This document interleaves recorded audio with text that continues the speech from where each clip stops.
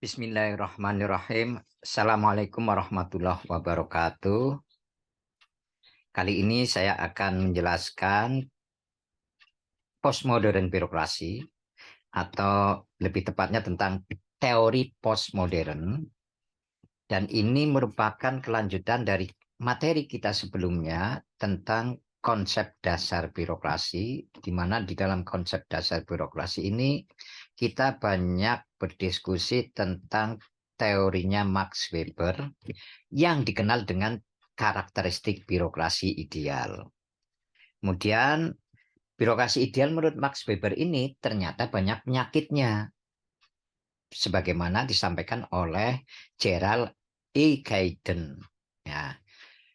Dan untuk mengatasi ya, kelemahan-kelemahan dalam birokrasi ini, maka ditawarkan teori baru yang namanya teori postmodern. Dan ini saya ambil dari teorinya Boje and Denehai, ya, ini sudah lama tahun 93. Kemudian linknya ada di bawah sini, ya. Jadi sumber aslinya silahkan bisa dibuka. Yang jelas teori postmodern ini menurut Boje adalah teori yang berkaitan dengan after birokrasi, after hierarchy, dan after the industrial era. Ya. Comes after modern, jadi datang setelah modern. Setelah birokrasi, setelah hierarki, dan setelah revolusi industri. Dan Boje dan Denaya ini nantinya akan memilahkan perbedaan antara teori modern dan teori postmodern. Nah, ini penjelasan lebih rinci bahwa postmodern organization adalah suatu organisasi yang terdiri dari berbagai entitas atau tim yang beragam namun terhubungkan satu sama lain. Entitas-entitas tersebut mempunyai kemampuan untuk mengatur dan mengontrol dirinya sendiri melalui koordinasi yang bersifat polisentris. Jadi postmodern organisasi itu apa? Yaitu suatu organisasi yang terdiri dari entitas. Entitas itu bisa berarti tim juga. Dan yang beragam namun ya walaupun beragam masih terhubung satu sama lain. Dan entitas tersebut bisa mengatur dan mengontrol dirinya sendiri. Dengan cara apa? Dengan koordinasi yang polisentris. Ya, polisentris, sentris adalah pusat, poli itu banyak. Berarti koordinasi itu pusatnya tidak hanya satu. Bersifat poli banyak atau lebih dari satu. Karena apa? Koordinasi itu dibangun menurut kebutuhan pekerjaan. Ya, sesuai dengan kebutuhan pekerjaannya, pusat koordinasinya bisa berganti atau berpindah-pindah. Dan entitas organisasi ini diorganisir dengan flat design. Pekerja sangat diberdayakan dan dilibatkan dalam pekerjaan. Informasi disebarkan dan menekankan pada continuous improvement. Dalam bahasa Jepang, continuous improvement adalah kaizen. Nah, ini sekilas tentang pengertian postmodern organisasi. Nah, ini yang dikatakan flat design tadi ya. Flat design, desainnya datar. Kemudian ini tall organization design. Hierarkinya tinggi ya. Dari puncak sampai ke bawah banyak tingkatan-tingkatannya. Inilah tall organization design. Nah, Boje dan Denahai ini memilah antara postmodern dengan teori modern dengan teori postmodern. Yang pertama ya, dari sisi planning atau perencanaan ya. Untuk perencanaan, teori modern ini dikatakan perencanaan itu hanya berjangka pendek. Short term profit goals ya. Jadi tujuannya itu hanya jangka pendek saja. Sedangkan untuk postmodern tujuannya jangka panjang. Kemudian di dalam teori modern produksinya itu secara massal, mass production. Sedangkan postmodern itu flexible production. Artinya, satu aturan itu disamaratakan semuanya dalam memproduksi sesuatu, ya, dalam mengurusi sesuatu, disamaratakan semua. Sedangkan pada postmodern itu flexible production. Produksinya itu fleksibel sesuai dengan situasi, sesuai dengan kebutuhan, dan lain sebagainya. Kemudian masih berkaitan dengan planning, kaitannya dengan pekerja atau pegawai. Di dalam teori modern, pekerja itu dianggap sebagai beban, sebagai biaya. Sedangkan dalam teori postmodern, pekerja itu sebagai investasi. Kalau investasi berarti apa? Nantinya biaya yang dikeluarkan oleh organisasi itu akan kembali lagi manfaatnya bagi organisasi, bukan hanya biaya. Kemudian perencanaannya bersifat planning untuk modern, ya. Sedangkan postmodern itu horizontal planning. Nah, silahkan dicari horizontal planning itu seperti apa. Karena biasanya vertical planning itu lawan katanya harusnya itu bottom up planning. Ya, bottom up planning dari bawah ini horizontal, bukan dari atas. Kemudian ini masih berkaitan dengan yang di atas ya, top down fokus. Fokusnya dari atas ke bawah. Kalau postmodern itu internal dan eksternal customer focus. Artinya organisasi yang postmodern, birokrasi postmodern ini mempertimbangkan pelanggan atau pengguna baik dari internal birokrasi sendiri maupun eksternalnya, masyarakat secara langsung. Bukan hanya dari atas, struktur atas organisasinya. Kemudian yang terakhir dari planning ini untuk modern itu planning leads to order. Perencanaan itu akan mengarahkan kepada keberaturan. Ya. Sedangkan postmodern itu dikatakan perencanaan itu akan mengarahkan pada disorder and confusion, kepada ketidakberaturan, maaf. Perencanaan itu akan mengarahkan kepada ketidakberaturan dan kebingungan. Nah, apa maksudnya coba? Ya, inilah tugas untuk diskusi. Kemudian yang kedua, dalam hal organizing, postmodern itu dikatakan spesialisasi ya, one man, one job, and the skills job. Ya. Satu orang hanya punya satu jabatan, satu pekerjaan, dan job-job itu sudah dirinci sedemikian rupa.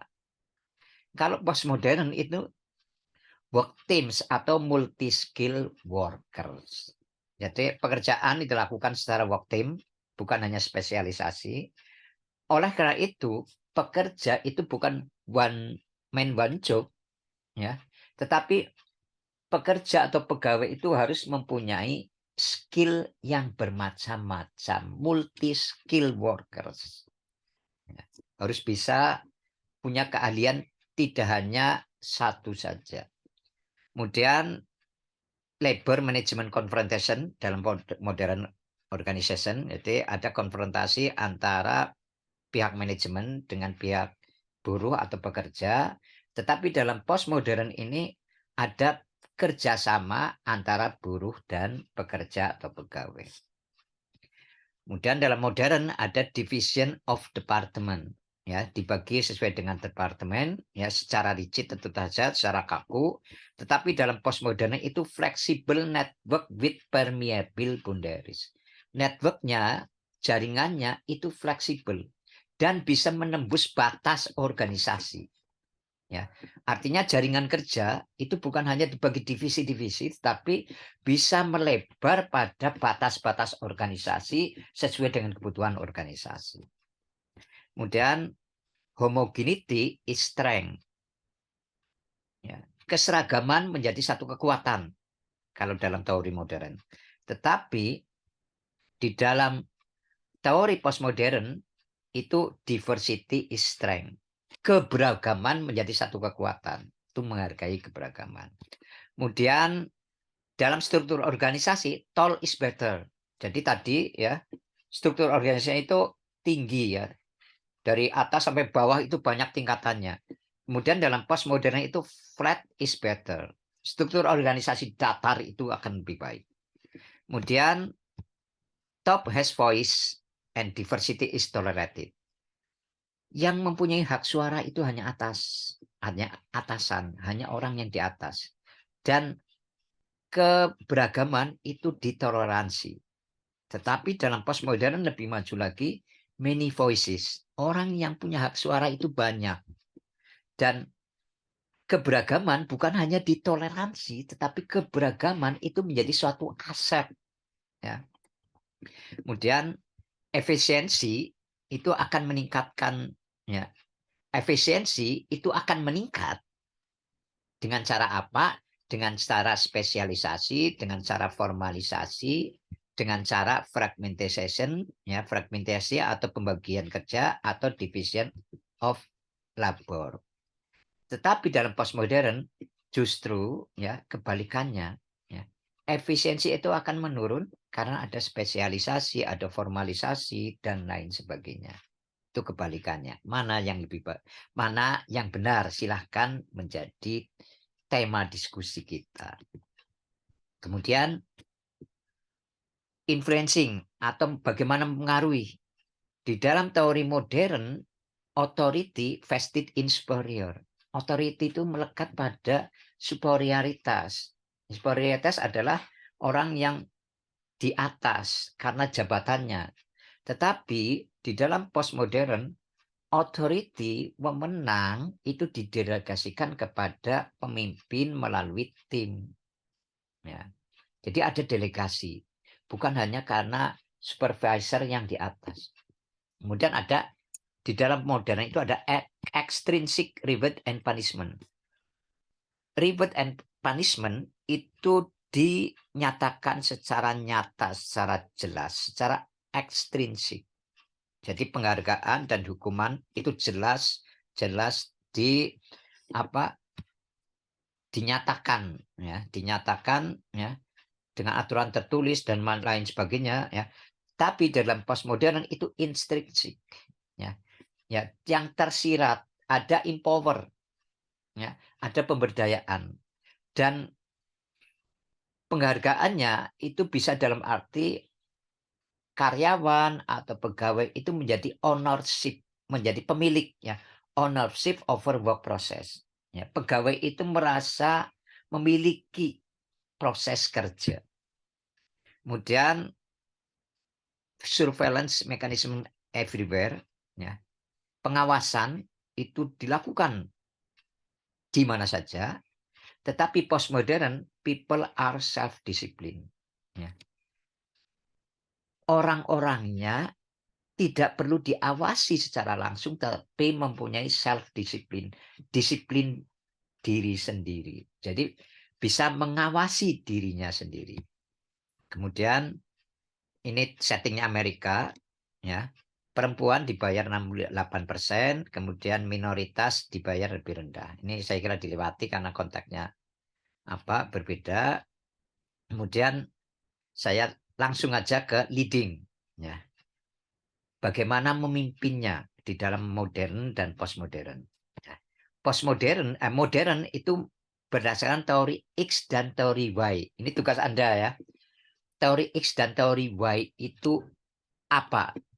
Kemudian di dalam postmodern itu servant leadership, teori S. Nah, teori S itu apa?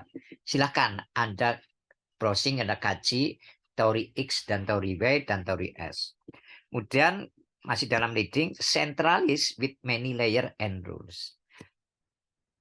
Dalam mengarahkan, dalam memimpin itu tersentralistis, ya, di dalam banyak layer, dalam banyak tingkatan, dan sesuai dengan peraturan. Di dalam postmodern itu sudah ada desentralisasi, ya. Tingkatan hierarki sudah sedikit, ya. Karena flat organization itu ada wide spans, ya. Jadi pengawasannya melebar, bukan semakin curam tinggi. Kemudian dalam leading, dalam kepemimpinan itu yang menjadi center adalah bosnya. Tapi postmodern itu yang menjadi center adalah rakyatnya atau orang-orangnya. Ya. Kemudian di dalam leading, white male career tracks, ya. Jadi male itu laki-laki, white itu warna kulit. Ya, ini setting Amerika ya. Yang punya karir lebih bagus itu yang kulit putih dan laki-laki. Ya. Kalau postmodern itu wanita dan minoritas itu sudah dihargai karirnya. Ya. Kemudian dalam memimpin, ya dalam teori modern itu tell them what to do. Pemimpin itu menunjukkan apa yang harus dilakukan. Bawahan itu harus berbuat apa saja. Itu secara rinci harus ditunjukkan. Tetapi dalam teori postmodern itu pemimpin itu hanya menyampaikan visinya saja. Visi ke depan seperti apa. Ya, makanya visionari. Nah, kemudian dalam controlling, ya, dalam controlling modern itu pengawasannya tersentral, di dalam postmodern itu sudah desentralisasi. Kemudian end of line inspection. Pengawasan itu pada garis yang paling akhir, pada yang sifatnya paling rinci. Ya. Tetapi dalam postmodern, quality control is everyone job. Ya. Kontrol kualitas itu menjadi tanggung jawab setiap orang. Tidak perlu diawasi sangat rinci. Makanya dalam teori modern itu micro surveillance ya. Pengawasan sangat kecil ya. Kalau dalam postmodern itu two-way surveillance. Ada dua pihak saling mengawasi. Kemudian ada istilah red tape di dalam teori modern. Pita merah. Pita merah adalah aturan-aturan yang tidak boleh dilanggar. Ya. Tetapi dalam postmodern itu cut red tape. Ya. Aturan yang tidak boleh dilanggar itu bisa diubah, bisa dipotong. Ya. Karena aturan birokrasi itu bukan kitab suci yang tidak boleh diubah. Nah itulah cut red tape. Di dalam teori modern itu prosedurnya banyak, tetapi dalam postmodern itu prosedur bisa dibuang.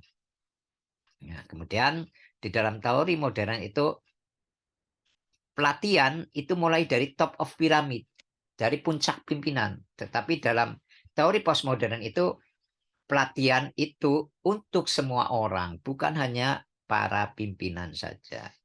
Kemudian dalam teori modern itu ada measure result kriteria. Jadi kriteria hasil yang diukur, diamati.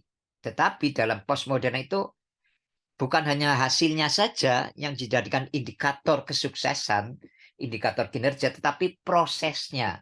Measure proses kriteria. Jadi menghargai proses dalam postmodern. Kemudian informasi didistribusikan, ya, informasi tidak didistribusikan secara rata di dalam modern, tapi di dalam postmodern itu information is given to all. Nah, kemudian yang terakhir untuk pengawasan dalam teori modern, fear based control, pengawasan berdasarkan menakut-nakuti. Tetapi di dalam teori postmodern pengawasan ada pengawasan mandiri, self control. Inilah perbedaan di dalam pengawasan antara teori modern dan postmodern. Nah, yang menjadi pertanyaan, apakah is there a postmodern organization? Karena postmodern organisasi kebalikan dari bentuk organisasi yang birokratik yang dikatakan oleh Peter Drucker pertama kali dengan postmodern organization itu pertama kali disampaikan oleh Peter Drucker ya di dalam bukunya yang namanya Landscape of Tomorrow. Di dalam postmodern organisasi menurut Peter Drucker ini, organisasi terwadai secara longgar, cair, organik, dan bersifat adhokratik, open corporate culture. Jadi organisasinya longgar, tidak kaku, dan bisa berubah setiap saat sesuai dengan kondisi. Jadi bukan organisasi yang bukan organisasi birokrasi yang berstruktur statis. Ini sumbernya bisa dicek di situ. Terima kasih atas perhatiannya. Sampai di sini. Selamat berdiskusi. Assalamualaikum warahmatullahi wabarakatuh.